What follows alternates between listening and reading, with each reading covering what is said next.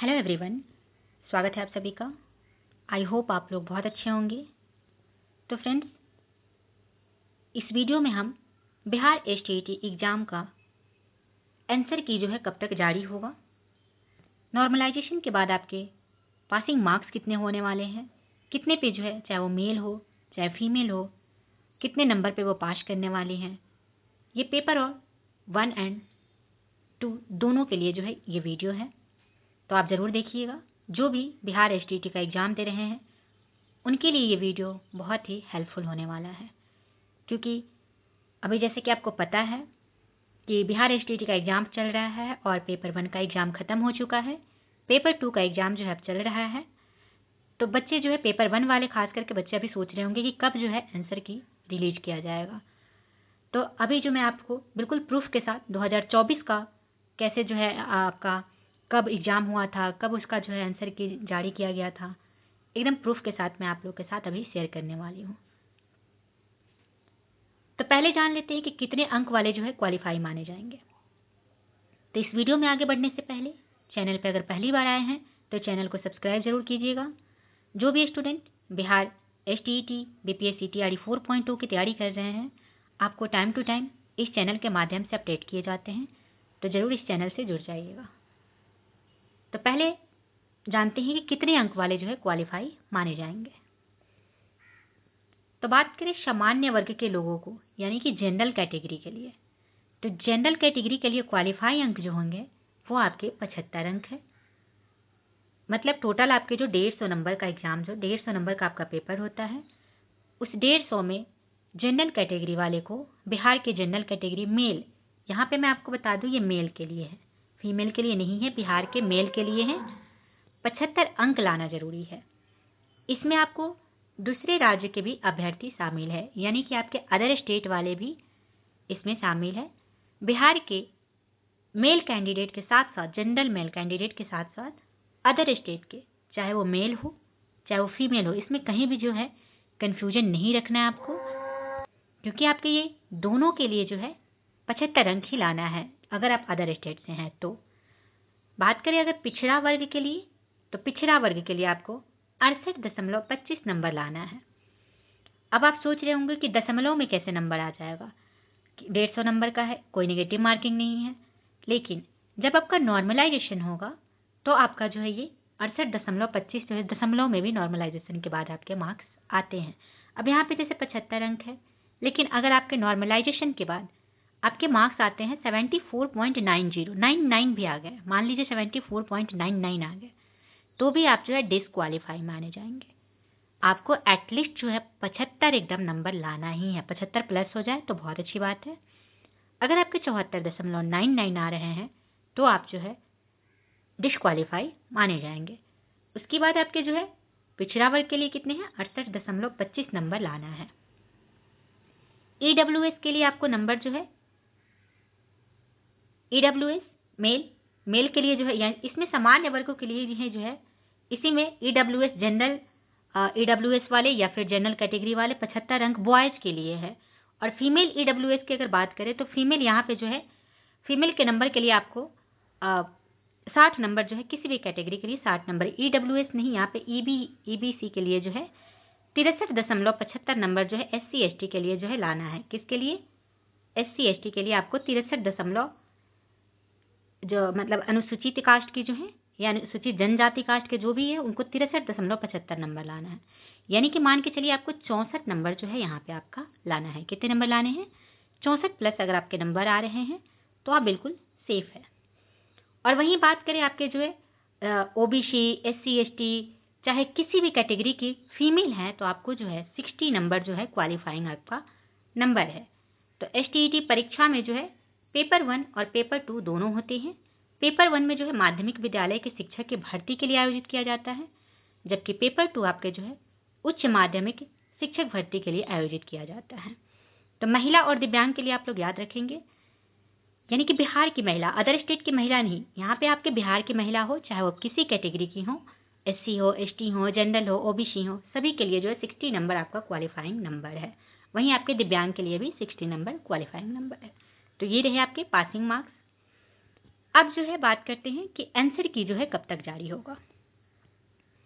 तो यहाँ पे आपको मैं 2024 का थोड़ा सा एनालिसिस दिखाती हूँ। 2024 का जो पेपर हुआ था, बिहार एसटीईटी 2024 की परीक्षा जो है पेपर 1, यहाँ पे बात कर रहे हैं पेपर 1 की, यह आपके 18 से 29 मई 2024 को ये पेपर हुआ था।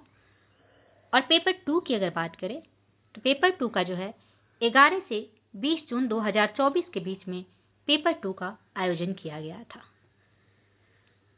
तो पेपर 1 का कब से कब हुआ था, तो 18 मई से 29 मई तक। और पेपर 1 का आपको आंसर की अगर बात करें तो पेपर 1 का आंसर की आपको जो है कब जारी किया गया था, तो पेपर 1 का जो आंसर की था वो आपको 12 जुलाई को जारी किया गया था। इसमें आपको 3 दिन का समय दिया गया था, यानी कि 15 जुलाई तक जो है आप लोग आपत्ति कर सकते थे। 3 दिन का समय दिया था। तो यहाँ पे आप देख सकते हैं 18 मई से 29 मई तक आपका पेपर हुआ और 12 जुलाई को जो है आंसर की जारी किया गया।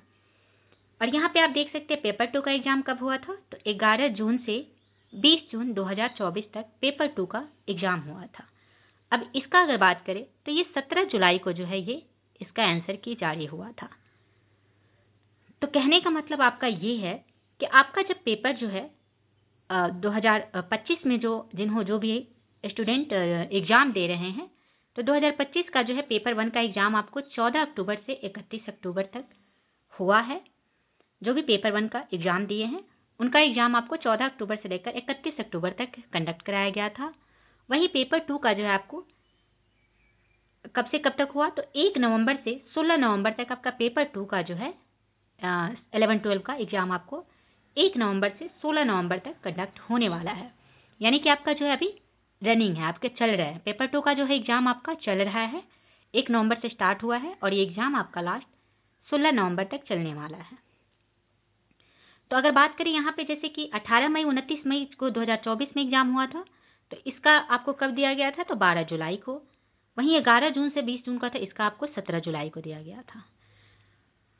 तो सीधे सीधे कहने का मतलब ये है कि आपका जब 16 नवंबर को पेपर खत्म हो जाएंगे, सारे पेपर आपके जो है चाहे वो पेपर 1 हो पेपर 2 हो, पूरी तरह से जो है खत्म हो जाएंगे, तो उसके जो है आपके लगभग जो है 20 दिन बाद, 20-25 दिन बाद, हो सकता है कि आपको जो है 1 महीने भी हो सकते हैं, तो आपको उसके बाद जो है आंसर की रिलीज किया जाएगा। जैसे आपका 16 नवंबर को मान लेते हैं आपका एग्जाम जो है लास्ट हो रहा है, तो ये आपका आंसर की जो है ना, ये लगभग आपके जो है दिसंबर के फर्स्ट वीक में आपको पेपर 1 का जो है आपको जारी कर दिया जाएगा। दिसंबर के फर्स्ट वीक में, याद रखेंगे। और साथ ही साथ आपके 2-4-5 दिन जो है इधर उधर होंगे, ज़्यादा दिन जो है आपका डिले नहीं किया जाएगा। पेपर 2 का भी साथ ही साथ रिलीज कर दिया जाएगा, 2-3 दिन इधर उधर करके। हो सकता है कि साथ ही में रिलीज हो जाए या फिर हो सकता है 2 दिन बाद हो, लेकिन आपका जो है जब तक आपका पेपर जो है जो हो रहा है 16 नवंबर तक आपका पेपर है, तो जब आपका पेपर पूरी तरह से खत्म हो जाएगी तो आपका फिर उसके बाद जो है दिसंबर के फर्स्ट वीक में, याद रखेंगे दिसंबर के फर्स्ट वीक तक जो है आपका मैक्सिमम जाने के चांसेस है, जो सेकेंड वीक मैक्सिमम हो सकता है, लेकिन आपका जो है ज़्यादा चांसेस है कि फर्स्ट वीक में दिसंबर के पेपर 1 हो पेपर 2 हो, दोनों का आपको जो है आंसर की जारी कर दिया जाएगा। अब जो है मोस्ट इंपॉर्टेंट क्वेश्चन आपके बच्चों के मन में क्या चल रहा है कि जो है नॉर्मलाइजेशन कैसे होगा, और नॉर्मलाइजेशन होगा तो उसमें मेरे मार्क्स जो है कितने कम ज़्यादा हो सकते हैं। तो मैं आप लोगों को पहले भी अपने वीडियो में बताई हूँ कि नॉर्मलाइजेशन इसमें जो है आपके नेगेटिव मार्किंग नहीं है। तो बहुत सारी जगह ये बोला गया कि नेगेटिव मार्किंग नहीं, हालांकि जो है जब PDF जारी किया गया था बिहार एसटीईटी का, उसमें क्लियर लिखा हुआ था कि ज़्यादा आपको जो है गलत आंसर नहीं करना है। ज़्यादा गलत आंसर करने से आपके जो मार्क्स हैं वो ऋणात्मक में चले जाएंगे, यानी कि नेगेटिव में चले जाएंगे। अगर आप ज़्यादा गलत आंसर करते हैं, मान लीजिए आपका जो है 150 नंबर का क्वेश्चन है, 60 सही किया बाकी 90 गलत कर दिया, तो इसमें जो है माइनस में जाएंगे। लेकिन आपको इससे कोई डरने की ज़रूरत नहीं है।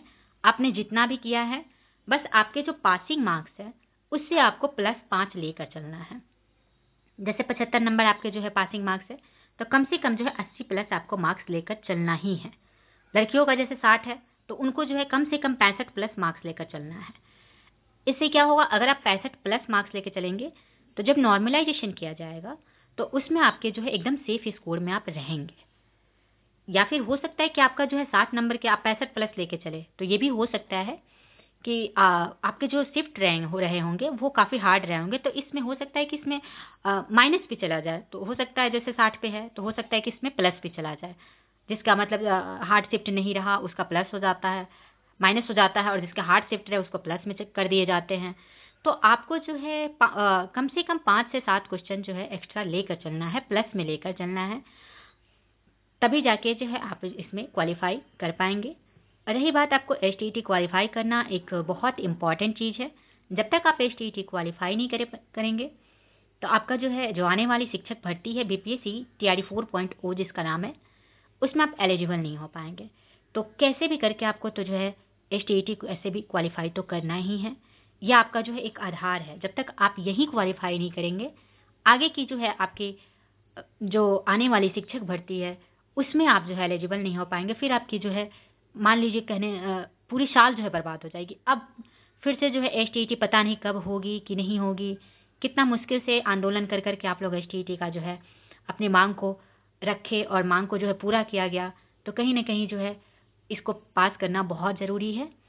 अभी जो है पेपर 2 के एग्ज़ाम चल रहे हैं, तो जिनके भी पेपर 2 के एग्ज़ाम है आप लोग जो है बहुत अच्छे से तैयारी कीजिए। और अब समय बिल्कुल नहीं है, तो आप ज़्यादा से ज़्यादा जो हो सके जो है प्रीवियस ईयर क्वेश्चन देखने की कोशिश कीजिए। अब आप पूछिएगा कि प्रीवियस ईयर क्वेश्चन से आपके क्वेश्चन ही नहीं आ रहे, बिल्कुल आ रहे हैं क्वेश्चन। प्रीवियस ईयर क्वेश्चन से अच्छे खासे जो है लगभग क्वेश्चन है, 50% क्वेश्चन आपको प्रीवियस ईयर क्वेश्चन से आ रहे हैं। बशर्ते पढ़ने का जो है तरीका आपका सही होना चाहिए। आप ऊपर ऊपर से बस ऑप्शन और क्वेश्चन देख के चले जाते हैं और उसके बाद आपका क्वेश्चन, अब सेम टू सेम क्वेश्चन तो वहाँ पे लड़ेगा नहीं आपका। अब आप सोचते होंगे कि सेम टू सेम नहीं आया, तो नहीं, प्रीवियस ईयर क्वेश्चन से तो मेरे आ ही नहीं रहे। ऐसे पढ़ के नहीं जाना होता है। प्रीवियस ईयर क्वेश्चन अगर आप अच्छे से ढंग से जो 4 ऑप्शन होते हैं उसके साथ अगर आप पढ़ के जाएंगे तो 90% आप वैसे ही कवर कर लेंगे। तो आपको अब समय बहुत कम है। पेपर 2 के स्टूडेंट के लिए मैं बस इतना ही कहूँगी कि आपकी तैयारी जो है पहले से अगर आपने किया है तो बहुत अच्छी बात है, क्योंकि समय बहुत कम मिला था इस बार। तो आप प्रीवियस ईयर क्वेश्चन जरूर देख के जाए, एकदम 100% देख के जाए, आपका जरूर सिलेक्शन होगा। तो ये रहे आपके जो है आंसर की से रिलेटेड आपके सारे डाउट। आई होप आप क्लियर हो गया होगा। जो भी डाउट हो कमेंट करके ज़रूर बताइएगा, मैं आपके जो है प्रॉब्लम को सॉल्व करने की कोशिश करूँगी। तो चलिए आज का वीडियो समाप्त करते हैं, मिलते हैं नेक्स्ट वीडियो में। Thank you very much.